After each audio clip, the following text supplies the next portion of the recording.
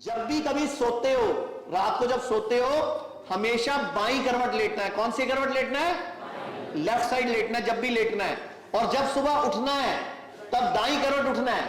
सोना left side है, उठना क्लियर। और जब भी सोते हो, सिर जो आपका है ये पूर्व में होना चाहिए या दक्षिण में होना चाहिए। ध्यान रखना, हमेशा बिस्तर जैसे मर्जी पड़ा रहे, आपको हमेशा पूर्व में या दक्षिण में सिर करके सोना है। और जब लेटना है तो बाईं करवट लेटना है, और जब उठना है तो राइट करवट उठना है। ये याद रखना। ये सारी बीमारी की जड़ मोबाइल है, जो सोने से 1.5 घंटा पहले छूट जाना चाहिए।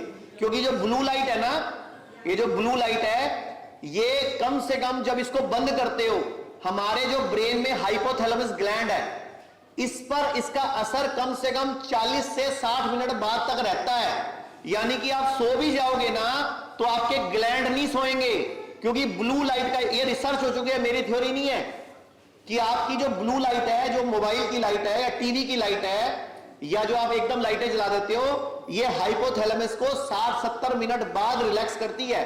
तो इसीलिए जब भी सोना है 1-1.5 घंटा पहले फोन, और फोन निकाल के अपने कमरे से बाहर रखा करो। 12 फुट कम से कम फोन दूर रखा करो, क्योंकि जो इलेक्ट्रोमैग्नेटिक रेज हैं वो आपके दिमाग में खराब करेंगी। कल को ब्रेन ट्यूमर, कोई सिस्ट, कोई आंखों की रोशनी, इन सब में गड़बड़ होगा। या बुढ़ापे में सिजोफ्रेनिया, मेनिया, डिप्रेशन, नींद ना आना, कई बीमारियां लेके घूमोगे। तो रात को फोन कम से कम 12 फीट दूर होना चाहिए, मतलब कमरे से बाहर रखो।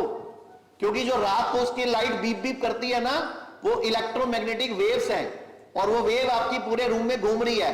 तो जितना वो वेव ऐसे ऐसे करेगी लाइट, उतना आपके ब्रेन के सिग्नल्स को डिस्टर्ब करेगी वो। चाहे आप सो रहे हो तो साउंड स्लीप नहीं आएगी,